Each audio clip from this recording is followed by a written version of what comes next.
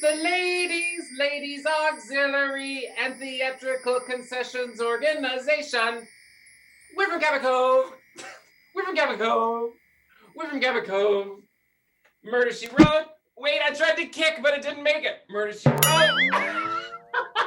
Hi, I'm Kyle, and since we're going to the ballet this week, I decided to forego the baked goods and go on the dancer's diet, which is a carrot and a cube of cheese. And I'm Justin, having an intermission punch. This is episode 10. Death takes a curtain call.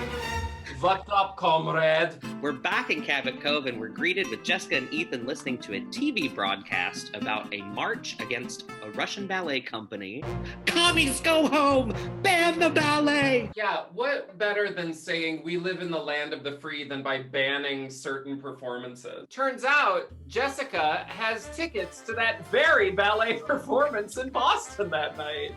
So Leo Peterson, a friend of hers from Cabot Cove, happens to be part of this arts council. So, after a casual 2-hour drive from Maine to Boston, Jessica and Leo arrive at the Rostov Ballet performance. She recognizes the man handing out programs as a Mr. Eddington, who is the president of the New England Arts Council, which is how Jessica knows him. And she does one of those things that's like, I remember you, and this is what I remember you from. And then, of course, he has to say, oh, yes, how good to see you again. Why is the head of the Arts Council passing out programs? They also notice A very large Orson Welles man but he's just kind of looming in the lobby. watching the people come in. Eddington is handing them their program. He hands Jessica hers from the top of the stack, and then he pulls Leo's mysteriously from the bottom. Jessica sees it. You can't get that past J.B. Fletcher.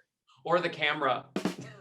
Yeah, because they say this performance is being filmed. So that's very meta. If they're talking about the cameras that they're shooting Murder, She Wrote with, they're going to be recording the ballet too. This production of the Rostov Ballet is very special because it's the American debut of Natalia and Alexander Mazarov. Leo and Jessica sit down and they're very excited. And then the orchestra sweeps up and the curtain rises on some of the ugliest scenic design and costume design. They clearly hired dancers, which is good for a ballet episode, but then they gave them the shittiest costumes and worst choreography. And then they had a disco ball on the background. It's the ugliest thing I've ever seen. Before the performance starts, we see this stage manager creeping this dancer named Irina. If you ever decide to defect, I'll show you a real good time. It's disgusting. He doesn't even call her over, he points as if this is a thing that they've done before. And then she goes over by the stage manager's desk and he says, "What's your name?" So he obviously doesn't know her. So he was like summoning her without knowing her anyway. This is like peak gross American man where she's like, Irina. And he goes, "Oh, Irina. Just pronounced it for you." And then she's got a shawl covering herself and he like strokes her shoulders and like pushes the shawl down. Thank God Mr. Berensky's there. Backstage, he's kind of like the Russian stage manager. He's not having it, and he intervenes. So we also go to the dressing room of Natalia and Alexander, and Irina comes in and says, "Oh, are you nervous?" And she's like, My heart is like pigeon bursting through my chest. I also love this because these are all Russian people. And then in the dressing room, they talk to each other in English. Jessica notices Leo opens a playbill and there's a number 19 written on the inside. Well, she's not watching the show. She's looking at his playbill. He says, shh.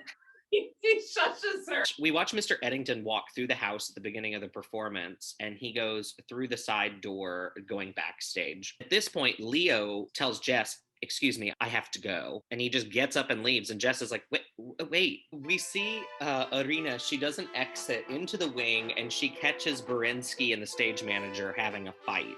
I don't have to listen to you, you no good Ruski commies. And it's just every like outdated Cold War term. And then she has to dance back on stage, so she doesn't get to witness anymore. And also the shady Orson Welles character, he's moving too. Cut to Velma, the rebel leader. Open up, commies! Are you afraid of the truth? Banging on the stage door. And then she can't get in, so she happens to look up in defeat and see an open window. During the curtain call, the Emma Goldman of anti-communism, Velma, comes rushing on stage and says, "Commies go home! Ban the ballet! Ban the ballet!"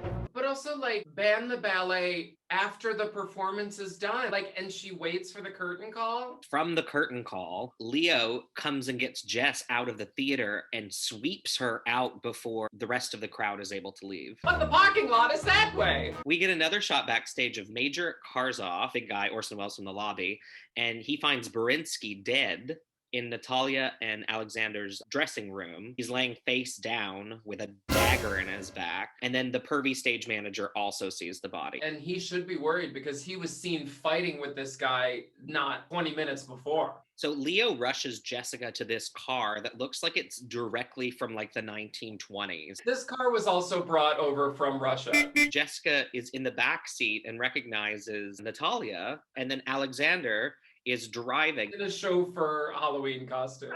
Conveniently, as they're driving out of the city, there's a news briefing that comes across the radio that says, "Natalia and Alexander are on the run." And they want Alexander in the front seat to turn it up, so Leo says, "Alexander, radio."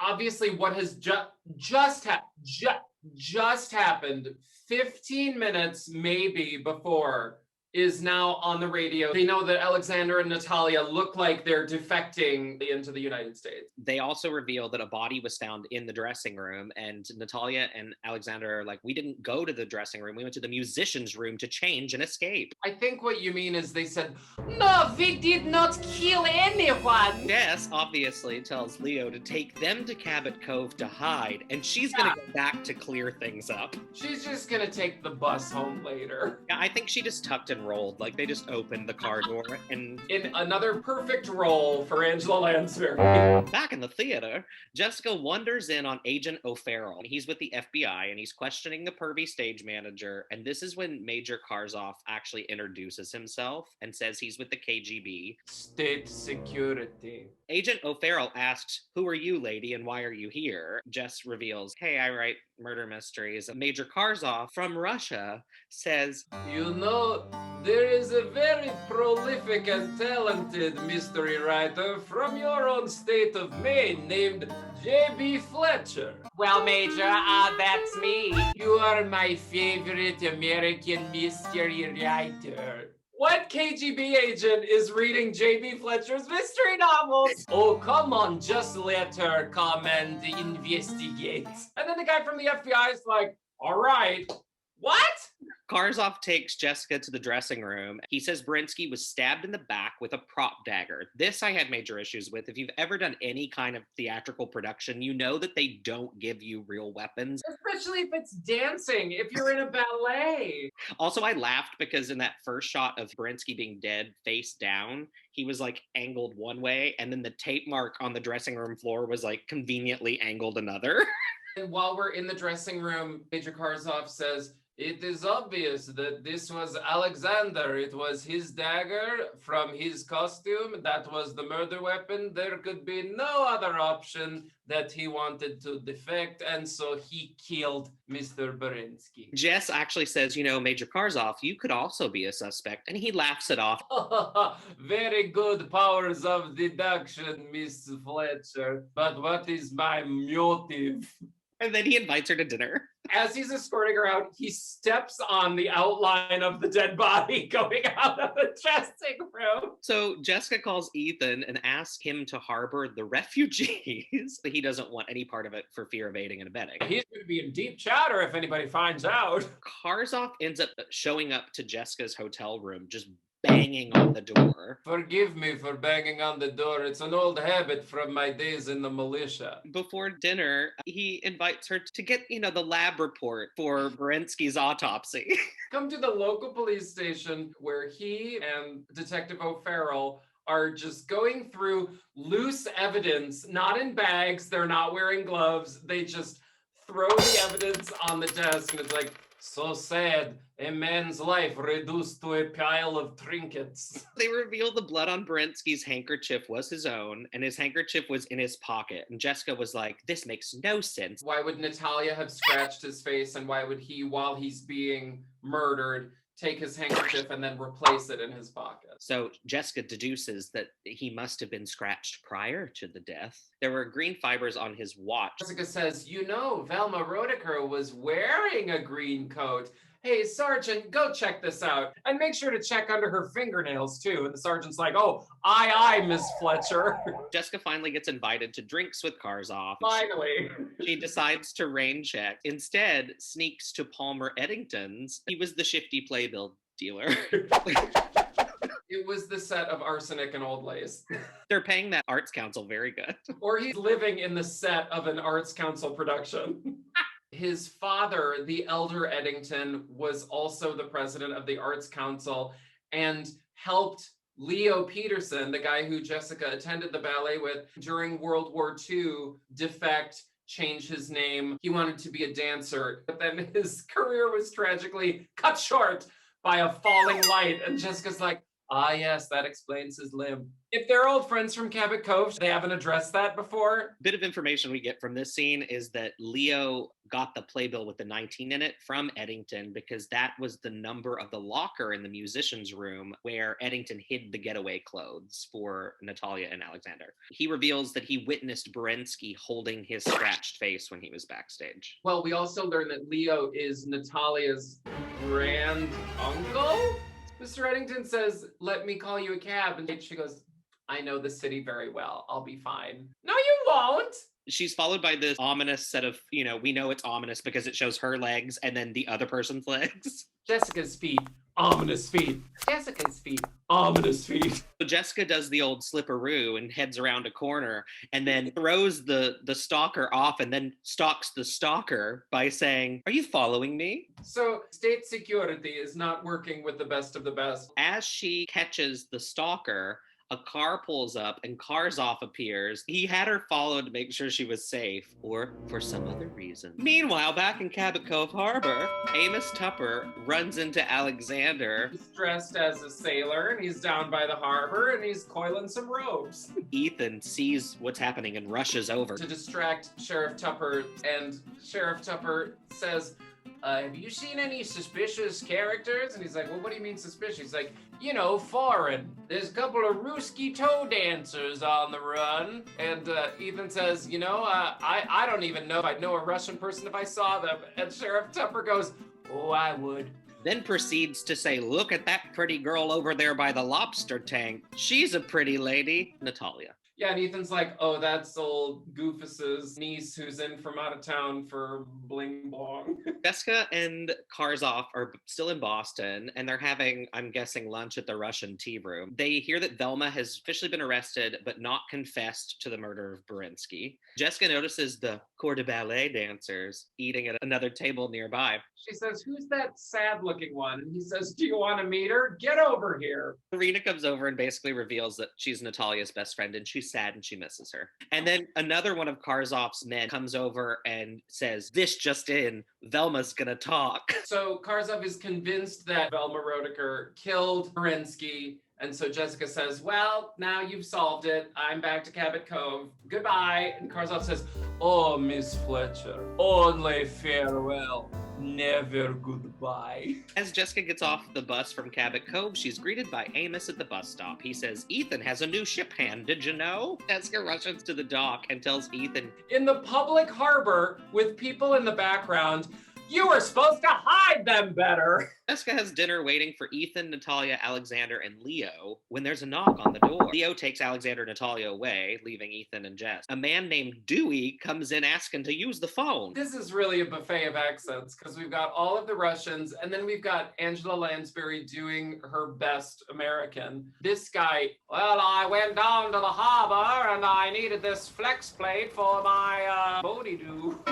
And Jessica says, are you from around here? You're from down east? And he says, no, I'm not from down east. I'm from Maine, up near Bar Harbor. She leaves him to use her kitchen telephone so he can call someone else across town who has the part he needs. While he's using the phone, Ethan says, Jessica, news is on. And then we get a shot of the curtain call from the ballet. And then a shot back to Jessica. All the Russian defectors come down the stairs. And Natalia goes, what is it?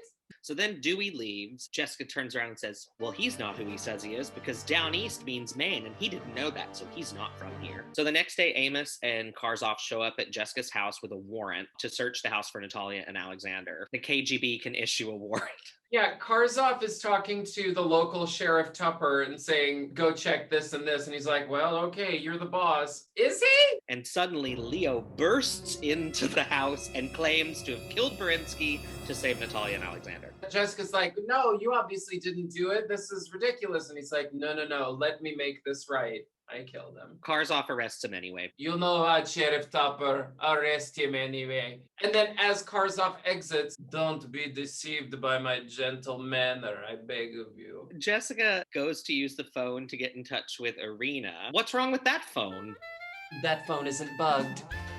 The call is being traced by Dewey from Bahaba, but not really. So she reveals that she's hiding Natalia and Alexander in Cabot Cove and gives a message in Russian to Irina that makes her well up with happiness. Yeah, Jessica doesn't know what it was, but these are the words. You bitch. It's also funny because when Jessica is talking on the bugged phone, she over-enunciates. This is Jessica Fletcher.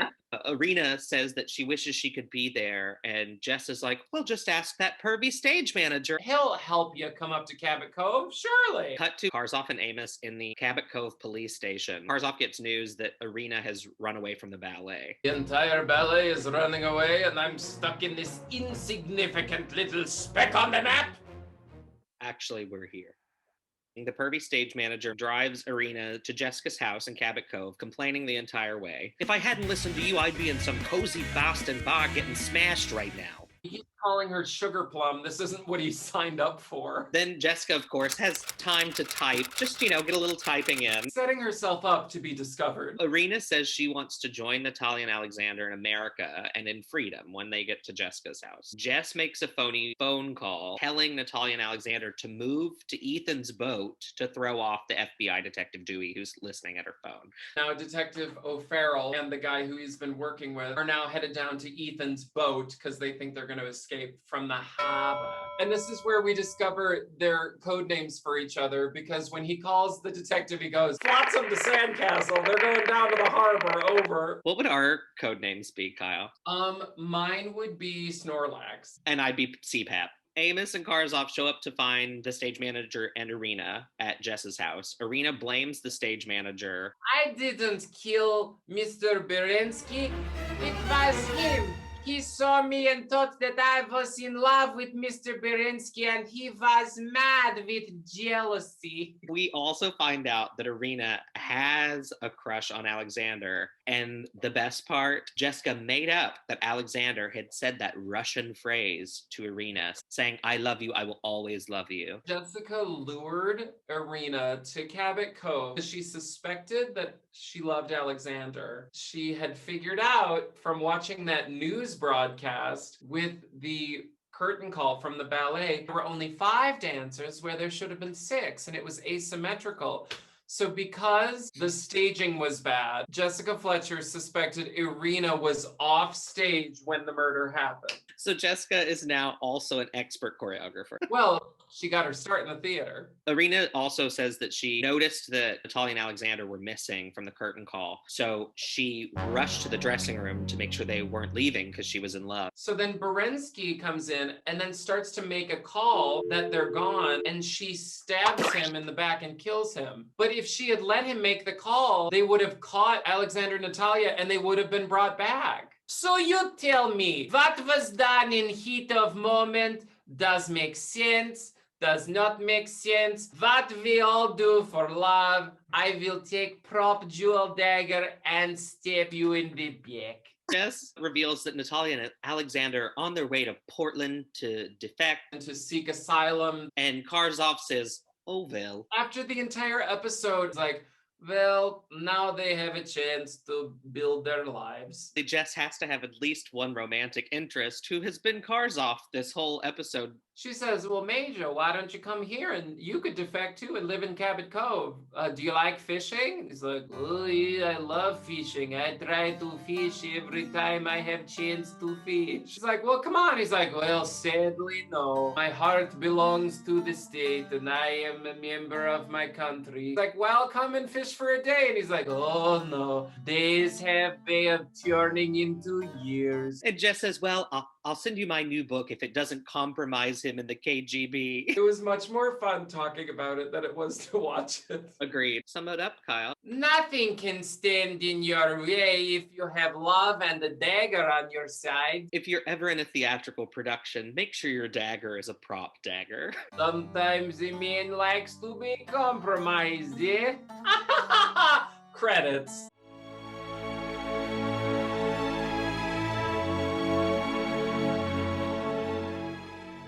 Snorlax, CPAP. We're all out of cheese cubes.